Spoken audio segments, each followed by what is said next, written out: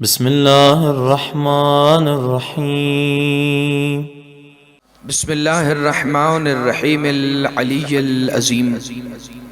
الحمد لله الذي جعلنا من المتمسكين بولاية أمير المؤمنين. الحمد لله الذي هدانا لهذا وما كنا لنهتدي لولا أن هدانا الله لقد جاءت رسل ربنا بالحق.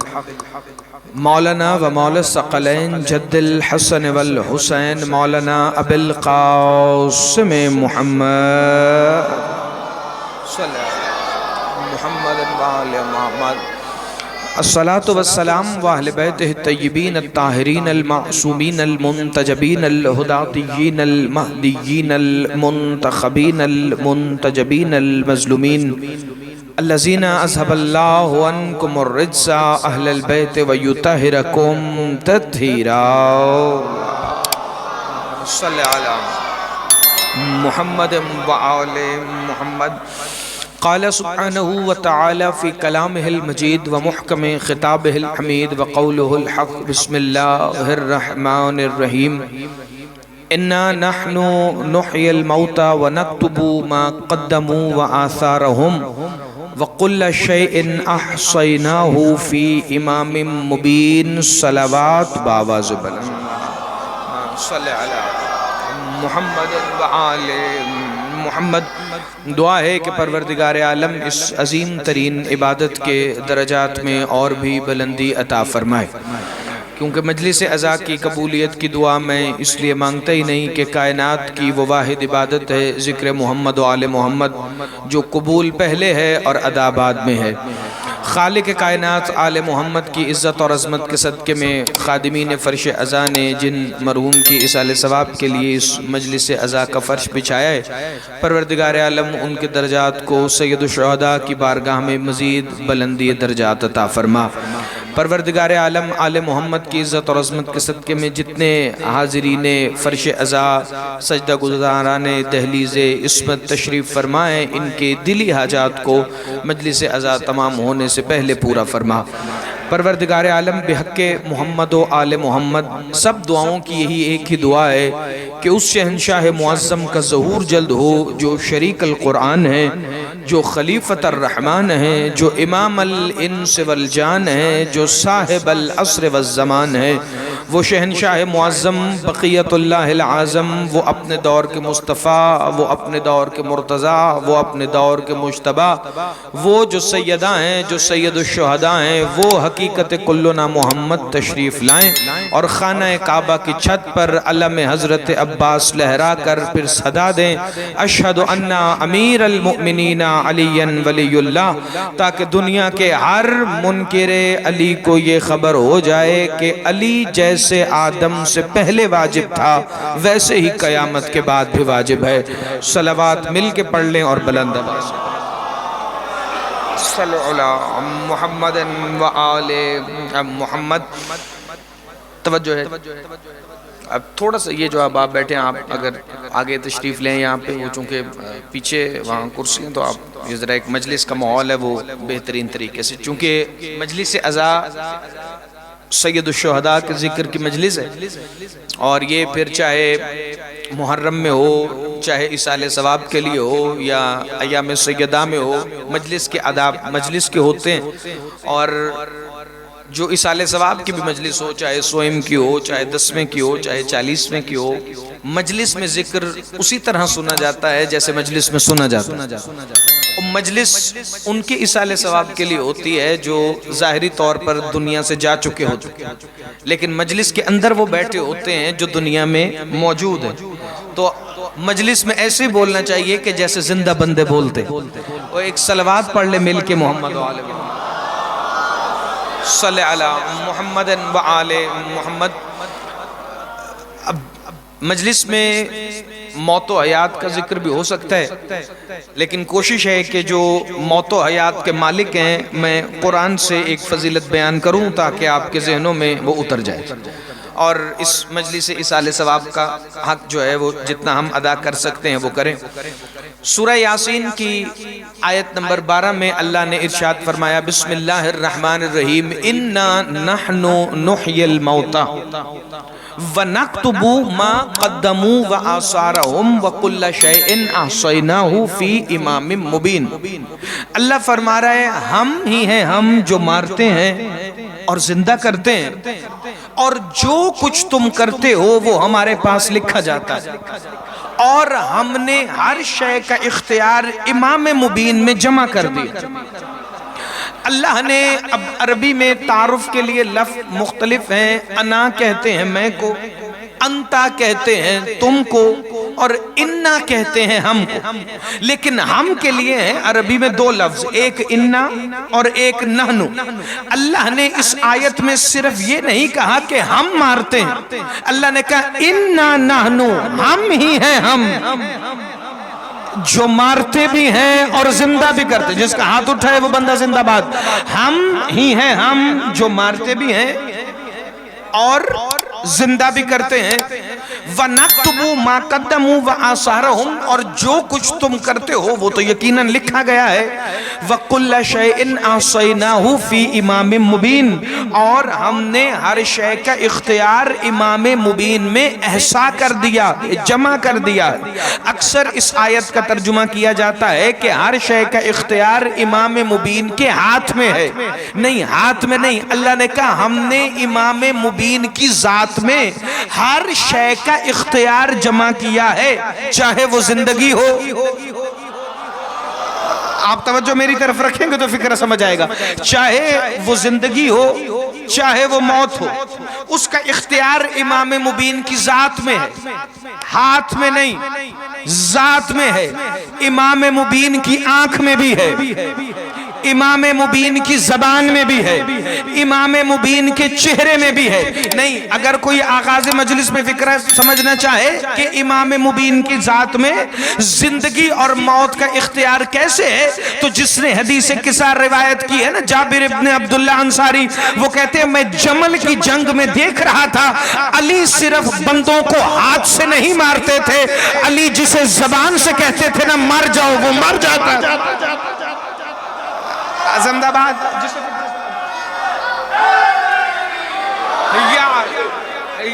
جسے فکرہ سمجھ آیا ہے، توجہ، تو ان کی زبان میں بھی یہ اختیار۔ اچھا، اب اللہ نے امام مبین کو اس اختیار میں شامل کیسے کیا؟ اچھا، ایک لفظ ہے اس آیت کے اندر جس کے لیے میں نے آپ کو زحمت دی ہے۔ اللہ فرما رہے انا نحنو، ہم نے۔ اب اللہ یہ بھی کہہ سکتا تھا انا، میں مارتا اور زندہ کرتا ہوں۔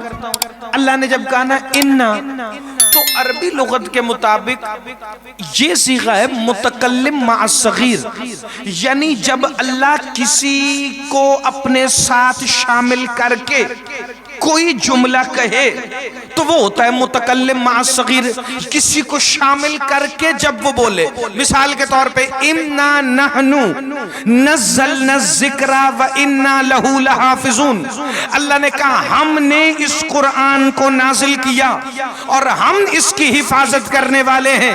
اللہ یہ کون ہے اس انا کے اندر شامل؟ کہ تم نے دیکھا نہیں جبرائیل وحی لے کر آتا ہے تو ہم نے اسے انا میں رکھا ہے کہ ہم نے نازل کیا۔ اللہ آیتیں لے کے خود نہیں آیا، وہ جبرائیل کو آیتیں دے کے بھیج رہا تھا، تو انا میں اللہ نے جبرائیل کو رکھا۔ انا نحنو نزلنا الذکر میں جبرائیل آ جائے تو مولوی کو اعتراض نہیں، انا نحنو نحیی الموتى میں علی آ جائے مولوی مر جاتا۔ صدا سلامت رہے۔ جسے فکرہ سمجھ آئے بھائی ہاتھ اٹھانا مل کے حیدری۔ نہیں، جو بندے حیران ہیں، اہل سنت دوست بھی آتے ہیں اس اہل ثواب کی مجلس میں، تو میں ذرا فکرے کو مزید کھولوں۔ رسول اللہ نے مسجد نبوی کے ممبر محمدیت سے یہ آیت پڑھی، بڑے قابل قدر اذان میرے سامنے، بڑا سمجھدار اور زیرک مجمع تشریف فرمائے، مجھے تشریح کی ضرورت نہیں۔ رسول نے فرمایا اِنَّا نَحْنُ نُحْيِي الْمَوْتَ وَنَكْتُبُ مَا قَدَّمُوا وَآثَارَهُمْ وَكُلَّ شَيْءٍ أَحْصَيْنَاهُ فِي إِمَامٍ مُبِينٍ۔ اب وہاں امامیہ کالونی کا مجمع تو تھا نہیں، وہاں تھے صحابہ اکرام اور عربی ساروں کو آتی تھی، اب ہماری طرح تو نہیں کہ جن کو سیکھنی پڑے. اب عرب والوں کو تو عربی آتی تھی, وہ آیت سنتے ہی سمجھ گئے کہ جو امام مبین ہوگا وہ زندگی کا بھی مالک ہے, وہ موت کا بھی مالک. صحابہ نے کہا یا رسول اللہ یہ امام مبین ہے کون جس کے پاس زندگی اور موت کا اختیار ہے؟ اپنی مرضی کی شیعہ تفسیر یا ان کتابوں میں پڑھی ہوگی, اٹھا کے دیکھ لینا. رسول اللہ نے فرمایا امام مبین کا پوچھ رہے؟ کہا یا رسول اللہ کیا اس سے مراد توریت ہے؟ رسول نے فرمایا لا واللہ, اللہ کی قسم بالکل بھی نہیں. کہ اس سے مراد زبور ہے, اس سے مراد انجیل ہے, اس سے مراد قرآن ہے. حضور نے فرمایا میں نے امام مبین کہا ہے, کتاب مبین نہیں. بھائی جسے فکرہ سمجھ آئے اس کا تو ہاتھ اٹھنا چاہیے. میں نے امام مبین کہا, کتاب مبین نہیں. تو یا رسول اللہ امام مبین ہے کون؟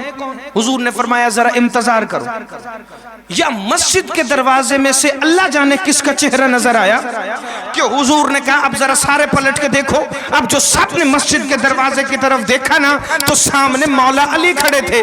رسول نے فرمایا امام مبین کا پوچھ رہے تھے نا, وہ آ گیا. زندہ باد.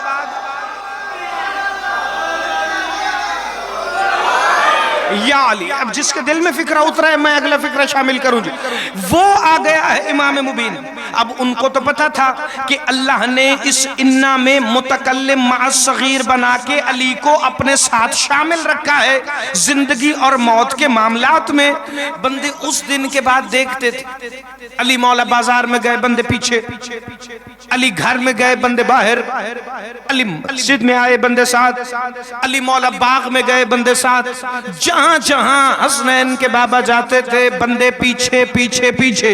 ایک دن جناب کمبر نے ہاتھ جوڑ کے کہا یا علی 18,000 عالمین کے امام کی نالین پہ میرے ہاتھ رکھ کر اتنے قابل ہو گئے ہیں کہ میں اگر چاہوں تو کائنات کا نظام خود چلا لوں.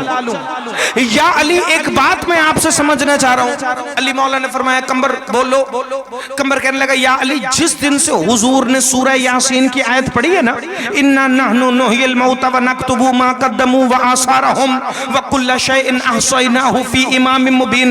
اس دن سے یہ مدینے کے بندے آپ کا پیچھا کرتے ہیں. حضور وجہ کیا ہے؟ امیر کائنات نے فرمایا کمبر اگر تم وجہ جاننا چاہتے ہو تو کل صبح میرے پاس آنا. صبح فجر کی نماز کے بعد جب علی مولا گھر واپس آئے کمبر دروازے کے باہر بالکل اسی جگہ پیشانی رکھ کے بیٹھے تھے جہاں سلمان دن میں 5 مرتبہ اپنی داڑھی سے آیت تطہیر لکھا کرتے تھے. یہ علی مولا کا پہلا قدم دروازے سے باہر آیا جس میں وہ نالین تھی جو محمد مصطفیٰ کے ساتھ معراج پر گئی تھی.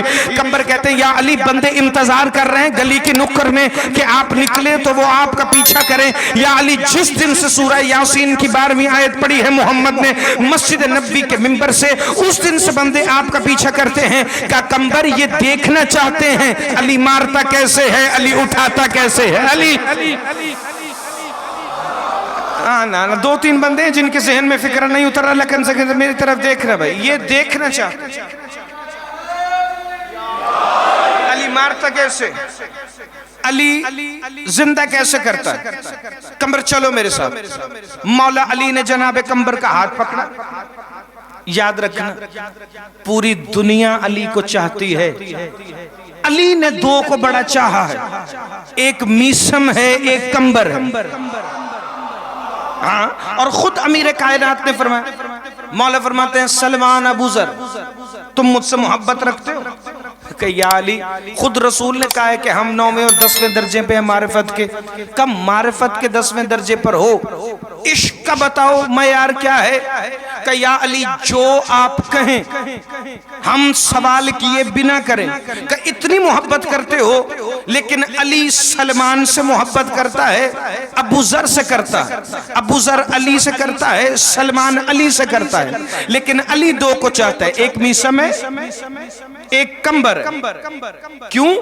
اس کی وجہ ہے علی مولا نے ان دونوں کو فرمایا جناب میسم کو اور جناب کمبر کو. کمبر میسم جب جہاں جیسے میں ہوں تب وہاں ویسے تم. اب راز کیا ہے یہ تو مولا علی جانے یا جناب قمبر جانے، لیکن کچھ چیزیں ایسی ہیں جن سے پتہ چلے گا کہ علی مولا کو قمبر سے عشق کیوں ہے۔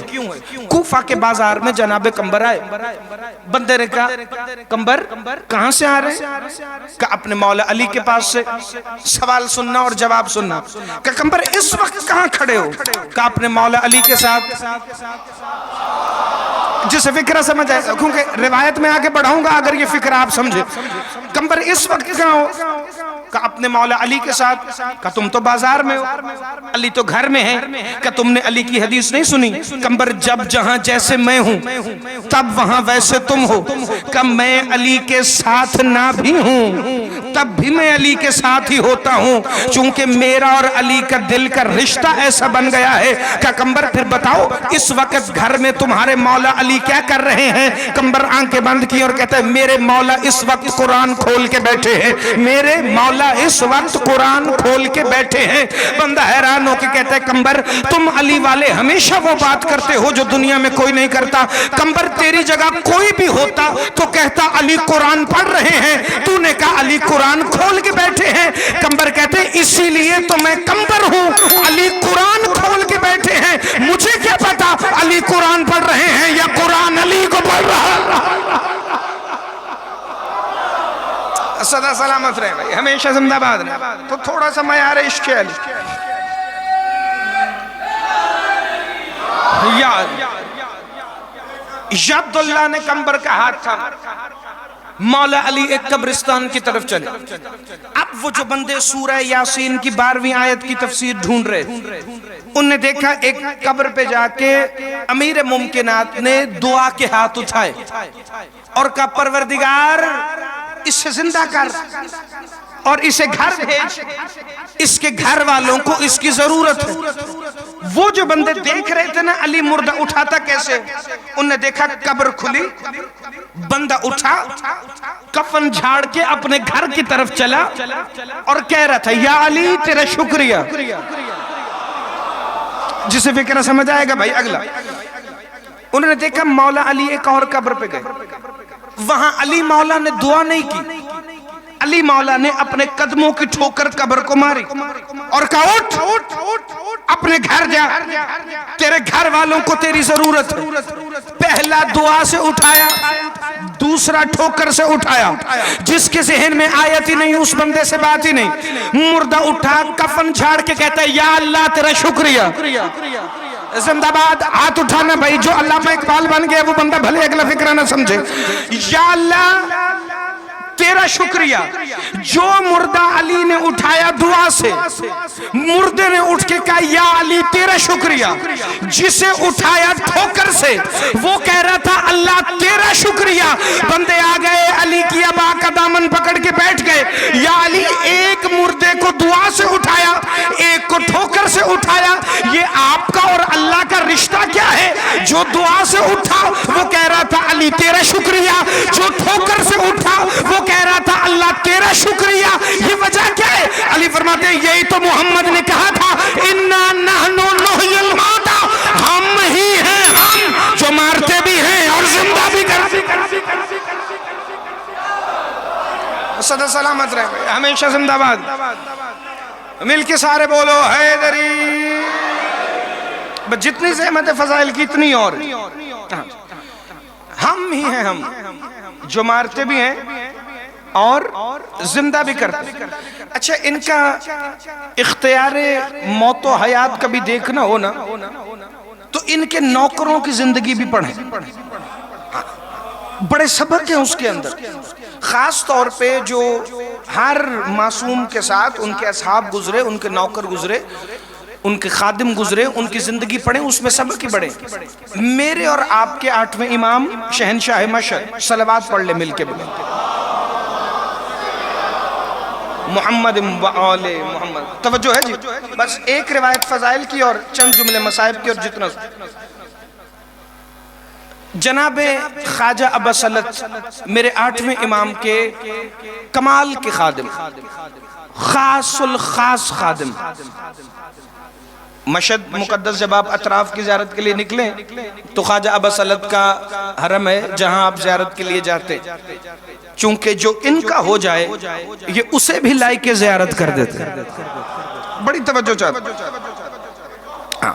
تو بس دل میں ان کی ولایت ہو اور زبان سے ان کی ولایت کا اقرار ہو تو دنیا میں مسئلہ ہی اور کوئی نہیں۔ توجہ، ایک دن مامون الرشید ملعون نے امام رضا کو دعوت پہ بلایا، اس لیے نہیں کہ اس کی نیت ٹھیک، ساتھ اس نے بلایا ایک جادوگر کو، اور بلا کے کہتا ہے جب امام دسترخوان سے روٹی اٹھانے لگے تو تم جادو سے روٹی غائب کر دینا، تو میرے درباری فرزند رسول پر نعوذ باللہ ہنسیں گے کہ امام کے آگے سے روٹی غائب ہو گئی۔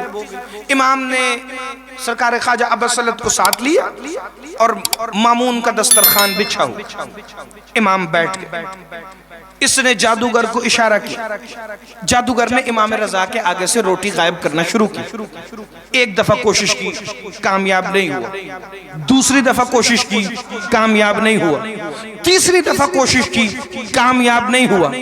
امام مامون کو دیکھ کے کہتے ہیں یاد رکھو جس کے 8ویں وارث پہ جادو نہیں ہوتا اس محمد پر بھی جادو نہیں ہوتا۔ زندہ باد، ہاتھ اٹھانا بھائی جسے فکر سمجھ آئے، جس کے 8ویں وارث پہ جادو نہیں، باقی جو ہے وہ ان کا اختیار ہے، اگر یہ چاہیں کہ زہر اثر کرے تو کرے، اگر یہ چاہیں تو تلواریں برسیں تو برسیں، اسی لیے تو آقا حسین نے کہا آؤ تلواروں آؤ تیروں مجھ پر برس پڑو، جب تک ان کا امر نہ ہو، کیونکہ یہ ان کی مظلومیت کا مظاہرہ، ان کا دنیا میں آنا بھی ان کا اظہار، ان کا دنیا سے ہماری آنکھوں سے اوجھل ہونا بھی ان کا اظہار، نہ ان کی زندگی ہماری زندگی جیسی، نہ ان کا دنیا سے جانا ہمارے جانے جیسا، اور لفظ موت کا تو اطلاق آل محمد پر ہوتا ہی نہیں، چونکہ یہ خود انا نحن نحیی الموت ونکتب ما قدموا وآثارهم وکل شیء احصیناہ فی امام مبین میں شامل ہے۔ یہ 7-8 بندے جنہوں نے شروع سے لے کے اب تک ہر جملہ سمجھے ان کے چہروں پہ لکھا ہے اور اگلا فکرہ سمجھے۔ مامون نے اپنے جادوگر سے کہا ان پہ جادو نہیں چلتا تو خواجہ ابا سلط کے آگے سے روٹی اٹھاؤ، اس نے اشارہ کیا، اب چونکہ امام نے اجازت دی تھی تو خواجہ ابا سلط کے آگے سے روٹی غائب ہوئی، ایک دفعہ، 2 دفعہ، 3 دفعہ، 3 دفعہ جب روٹی غائب ہوئی نا تو خواجہ ابا سلط کے ماتھے پر شکن آئی، امام نے کندھے پر اپنا دست ید اللہ ہاتھ رکھ کے کہا گھبراؤ نہیں، کہ مولا میرے آگے سے روٹی غائب کی ہے، کہ اس نے اپنا کام کیا ہے ہم اپنا کام کریں گے۔ جس دسترخوان پر امام رضا تشریف فرماتے نا اسی دسترخوان کے قالین میں ایک شیر تھا، اور جس نے آج تک یہ واقعہ نہیں سنا اس کی اپنی مرضی، لیکن میں ذرا سے تفصیل میں جانا چاہتا ہوں۔ وہ قالین کے شیر کو امام نے دیکھا، امام نے دیکھ کر اللہ جانے کیا کہا، شیر اٹھا اس جادوگر کو نگلا، نگل کے واپس قالین کے اندر،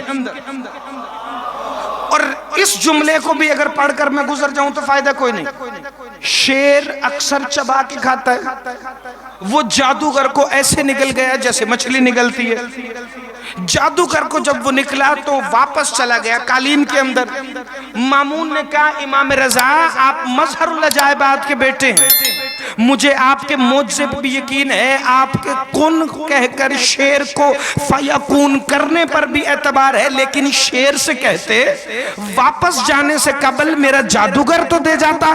امام نے فرمایا تو نے جادوگر کا کیا کرنا تھا، کہ میں اس کا جنازہ پڑھاتا، اس کا کفن دفن کرتا۔ امام نے مسکرا کے فرمایا خاموش، ہمارے دشمنوں کا کفن دفن نہیں ہوتا۔ زندہ باد، ہاتھ اٹھانا، خیرات مانگ لے، یا علی یا علی یا علی۔ جو بندہ سمجھا ہے تو ایک فکر رکھا ہوں کہ ہمارے دشمنوں کا کفن دفن نہیں ہوتا، چاہے قالین کا شیر کھا جائے، چاہے مدینے کے کتے کھا جائیں، چاہے کفن دفن ان کا نہیں ہو۔ امام نے فرمایا یہ تو چلا گیا. انہوں نے کہا امام ٹھیک ہے کوئی بات نہیں. اٹھے. یہاں تک واقعہ سب نے سنا ہے کہ شیر نکل گیا اور واپس چلا گیا. اور یہ معجزہ امام موسیٰ کاظم کے دور میں بھی ہوا, مولانا کی شہنشاہ کے دور میں بھی ہوا. 3-4 ائمہ سے یہ شیر قالین یا تصویر کے شیر والی روایت ہے. لیکن اگلا فکرہ جو میں پڑھنے لگا ہوں اور وہی موضوع میں آخری فکرہ اور اسی کو کرنے لگا ہوں متصل. خواجہ عباس الحد نکلے مامون کے دربار سے باہر. توجہات مبذول رہے. ایک صلوات پڑھ لے مل کے محمد صلی اللہ علیہ محمد و آل محمد. اجازت ہے جی میں آخری فکرے کو. امام نکلے مامون الرشید ملعون کے دربار سے باہر. ساتھ خواجہ عباس الحد سر کو جھکائے چل رہے ہیں لیکن خوشی کا عالم. کیوں کہ مولا اس نے مجھے ستایا, آپ نے میری تکلیف دیکھی نہیں. امام نے فرمایا ہے ہی ایسا, ہم اپنے نوکروں کی تکلیف دیکھ ہی نہیں سکتے, ہم اپنے نوکروں کے ماتھے پہ شکن دیکھ ہی نہیں سکتے. مشکل آئی, مشکل کشا کے بیٹے نے حل کر دی. کہ مولا مجھے آپ کے کن کہنے پہ بھی اعتبار, آپ کے اس شیر کو فیکون کرنے پہ بھی اعتبار, لیکن مولا میں قیامت تک آنے والے شیعوں کو سمجھانے کے لیے ایک سوال کروں. امام رضا نے فرمایا کرو. جسے موت و حیات کا اختیار آل محمد کا سمجھ آ گیا, اسی بندے کو قبر میں جب علی ملنے آئیں گے تو تمہیں سامنے آ جائے گی ساری تصویر کہ ہوتا کیا ہے. سوال کرو کہ مولا وہ شیر تھا قالین میں, آپ نے کہا کن, وہ اٹھ کے کھڑا ہو گیا. مولا مجھے یہ سمجھ نہیں آ رہی اس کی سماعتیں تو تھی نہیں, وہ تو تھا تصویر میں. اگر مردہ ہوتا, مجسمہ ہوتا, اس کے کان بنے ہوتے, سماعتیں موجود ہوتی, آپ کن کہتے وہ سن لیتا. مولا آپ کا کن اس شیر نے سنا کیسے؟ اور آپ کو پتہ ہے امام رضا کا اسم ہے عالم آل محمد, کیونکہ مولا ہر بات کا جواب دیتے تھے قرآن سے. سارے ائمہ لیکن بالخصوص امام رضا کی جو سیرت سامنے آئی, عالم آل محمد. امام نے فرمایا کیا تم نے سورہ یاسین کی آخری آیات پڑھی؟ توجہ بھائی توجہ. کہ مولا بالکل کا تلاوت کرو. خواجہ عباس الحد فرمان لگے بسم اللہ الرحمن الرحیم انما امرہ اذا اراد شیئا ان یقول لہ کن فیکون. جب اس کا امر ہوتا ہے تو ارادہ ہوتا ہے, جب ارادہ ہوتا ہے تو وہ کن کہتا ہے, جب کن کہتا ہے تو فیکون ہو جاتا ہے. توجہ ہے, سب سے پہلے ہوتا ہے امر, امر کے بعد ارادہ, ارادے کے بعد کن, کن کے بعد فیکون. ذرا ترتیب بدل کے پڑھے میرے ساتھ اگر آخری فکرے تک آ گئے. آخر میں ہے فیکون, فیکون سے پہلے ہے کن, کن سے پہلے ہے ارادہ, ارادے سے پہلے ہے امر, اور امر سے اوپر ہے اولی الامر. جسے فکرہ سمجھ آیا ہے, جسے اولی الامر سمجھ آیا ہے. انما امرہ اذا اراد شیئا ان یقول لہ کن فیکون. فیکون تو آخر میں تھا, کن اس سے پہلے, ارادہ اس سے پہلے, امر اس سے پہلے. علی کے بیٹے فرماتے ہیں نحن اولی الامر, ہم ہی تو وہ اولی الامر ہیں کہ امر جن کے تابع ہے اس نے دیا ہے ان کو اختیار, اس کا اذن ہے ان کے پاس. یہ جب چاہیں امر کریں, جب چاہیں ارادہ کریں, جب چاہے کن کہیں اور وہ فیکون ہو جائے. کہ عباس الحد تم پوچھ رہے ہو وہ قالین شیر میں تھا, وہ شیر قالین میں تھا تو اس نے کن سنا کیسے؟ کہ پہلے امر ہوتا ہے, پھر ارادہ ہوتا ہے, پھر کن ہوتا ہے, پھر فیکون ہوتا ہے. جب اس نے تمہارے آگے سے روٹی اٹھائی میرا امر ہوا, وہاں تم پریشان ہوئے, میں نے ارادہ دیا اسے سماعتیں ملی, میں نے کن کہا وہ فیکون کہہ کے کھڑا ہو گئے. مل کے بولو حیدری. یہ اختیار موت جو سورہ یاسین کی 12ویں آیت کے ضمن میں اللہ نے ان کو دی. انا نحن نحیی الموتى ونکتب ما قدموا وآثارهم وَقُلَّ شَيْءٍ أَحْصَيْنَاهُ فِي إِمَامٍ مُبِينٍ. ہر شے کا اختیار ہونے کے باوجود توحید کو بچایا ہے حسین. وہ چاہتے تو تیر مڑ جاتے، خنجر کند ہو جاتے، تلواریں ضائع ہو جاتے، لیکن قتل حسین علیہ السلام کے بغیر اللہ کا دین بچ نہیں رہا۔ اللہ تیرا دین صرف آقا حسین کے لہو سے بچا کہ نہیں، دو چیزیں ہیں جو میرے دین کو بچانے میں لگی، ایک حسین کی گردن کا لہو ہے اور ایک علی کی بیٹی کے سر کی چادر، جنہوں نے بے ساختہ ہائے کیے، میں ان کے لیے فکر پڑا۔ ایک نوجوان تھا، اس نے یہ روایت سنی کہ جو مجلس کے آنسو ہیں وہ آقا حسین کے بدن کا مرہم، سیدہ وہ آنسو رومال میں لے جاتی ہیں اور حسین مولا کے زخموں پہ لگاتی ہیں اور حسین کے زخم ٹھیک۔ یہ روایت مودت کے اظہار کے لیے۔ اس دن کے بعد اس نوجوان نے خوب گریہ کرنا شروع کی۔ ایک دن مجلس میں ہو رہا تھا ذکر شام کے بازار، اتنا رویا، روتے روتے بے ہوش ہو گئے۔ خواب میں آقا حسین آ گئے، کیا دیکھا؟ میرے مولا حسین نے سفید لباس پہنا ہے، پورے بدن پہ کوئی زخم نہیں، لیکن دو زخم ہیں، ایک پہلو میں ہے، ایک سینے پر ہے۔ رو کے کہتا ہے آقا حسین آج تو میں نے اتنا گریہ کیا، کیا میرے گریے نے آپ کے سارے زخم ٹھیک نہیں کیے؟ کہ سر سے دستار اتری ہوئی تھی، چہرے پہ اصغر کا خون لگا ہوا تھا، سینے اور پہلو کے زخم پر میرے غریب مولا حسین نے ہاتھ رکھ کے کہا یہ دو زخم قیامت تک نہیں بھر سکتے۔ کہ مولا یہ دو زخم کون سے ہیں؟ کہ ایک اکبر کی جوانی کا زخم ہے، ایک زینب کی چادر کا زخم۔ اجرکم اللہ، اجرکم۔ عزادارو یہ کوئی ایسا پیار ہے بہن اور بھائی کا، علی کی عزت کی قسم اگر دنیا کو ان کے مصائب کا صرف ایک قطرہ سمجھ آ جائے تو آنسوؤں کا سمندر دنیا اپنی آنکھوں سے بہا دے۔ آقا حسین جب جایا کرتے تھے نا مدینے سے باہر تو بی بی عالیہ سے سب سے آخر ملتے، اور جب واپس آتے تھے تو سب سے پہلے بی بی عالیہ کے پاس آ کر انہیں ملتے تھے۔ شام کی ملکہ ایک دن دروازے پہ انتظار کر رہی تھی، اللہ جانے آج میرے بھائی کو آنے میں دیر کیوں ہو گئے؟ جو ہی آقا حسین آئے نا سب سے پہلا فکرہ کا شام کی ملکہ نے، مسافر شام نے رو کے کہتی بھیا آپ کو آنے میں 2 گھنٹے لگ گئے، آپ کو نہیں پتا آپ کی بہن کھڑی نہیں رہ سکتی، جو بھائی کے انتظار میں 2 گھنٹے کھڑی نہیں رہ سکتی، اس نے شام کے باہر 17 آذانیں کھڑی ہو کے سنی۔ یزید بے غیرت کہتا تھا پہلے شام کا بازار سجاؤ پھر علی کی بیٹیوں کو لے کے اندر آؤ، جس کا ابھی تک ہاتھ سینے پر نہیں آیا۔ عزادارو ایک دن اسی طرح ہوا، صحن خانہ پاک سیدہ آرام فرما رہی، سامنے سے دھوپ آئی، میرے مولا حسین اپنی ابا کے دامن کا سایہ کر کے کھڑے ہو گئے۔ تھوڑی دیر کے بعد جو بہن نے دیکھا کہ وقت کا امام ہے، مہر نبوت کا سوار ہے، شہیدوں کا سردار ہے، جو میرے سامنے ابا کا سایہ کر کے کھڑے، رو کے کہتی بھیا آپ بڑے بھی ہیں، آپ امام بھی ہیں، کتنی دیر ہو گئی میرے چہرے پر سایہ کیے ہوئے؟ کہ بھیا پتہ نہیں بہن ظہر کے بعد آیا تھا، مغرب کا وقت ہونے والا ہے، میں آپ کے چہرے پر سایہ کر کے کھڑا ہوں۔ اس دن کے بعد روز کہتی تھی اماں فضہ دعا کرنا کوئی ایسا وقت آئے جب میں حسین کا یہ قرضہ اتاروں۔ میں دھوپ میں تھی، حسین میرے پر اپنی ابا کے دامن کا سایہ کر کے کھڑا رہا، اللہ تمہارے گریے کو قبول فرمائے۔